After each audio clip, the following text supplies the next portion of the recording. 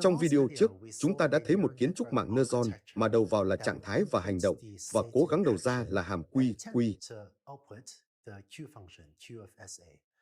Hóa ra có một sự thay đổi đối với kiến trúc mạng Neuron giúp thuật toán này hiệu quả hơn nhiều. Vì vậy, hầu hết các triển khai của DQN thực sự sử dụng kiến trúc hiệu quả hơn này mà chúng ta sẽ thấy trong video này. Hãy cùng xem.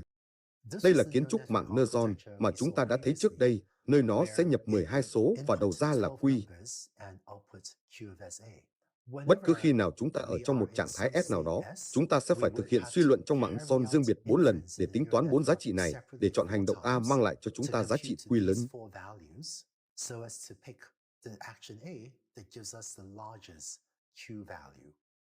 Điều này không hiệu quả vì chúng ta phải thực hiện suy luận 4 lần từ mỗi trạng thái đơn lẻ.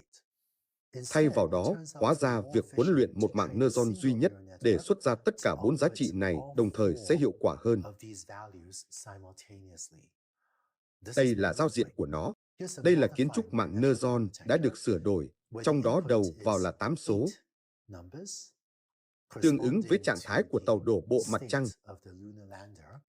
Sau đó, nó đi qua mạng Neuron với 64 đơn vị trong lớp ẩn đầu tiên, 64 đơn vị trong lớp ẩn thứ hai, và bây giờ đơn vị đầu ra có 4 đơn vị đầu ra, và nhiệm vụ của mạng Neuron là có 4 đơn vị đầu ra xuất ra quy của S0, quy của S trái, quy của S chính và quy của S phải.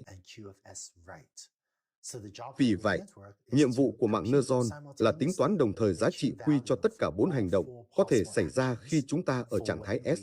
Vì vậy, điều này hóa ra hiệu quả hơn vì với một trạng thái S, chúng ta có thể chạy suy luận chỉ một lần và nhận được tất cả 4 giá trị này, và sau đó rất nhanh chóng chọn hành động A tối đa hóa quy của SA.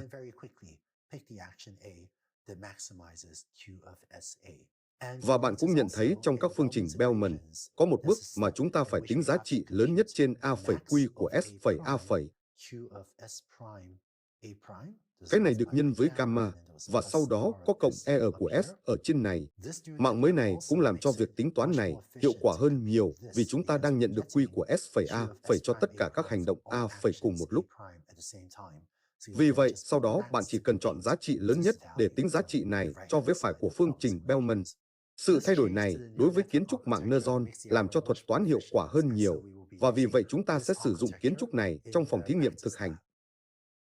Tiếp theo có một ý tưởng khác sẽ giúp ích rất nhiều cho thuật toán, đó là một thứ gọi là chính sách Epsilon tham lam, ảnh hưởng đến cách bạn chọn hành động ngay cả khi bạn vẫn đang học.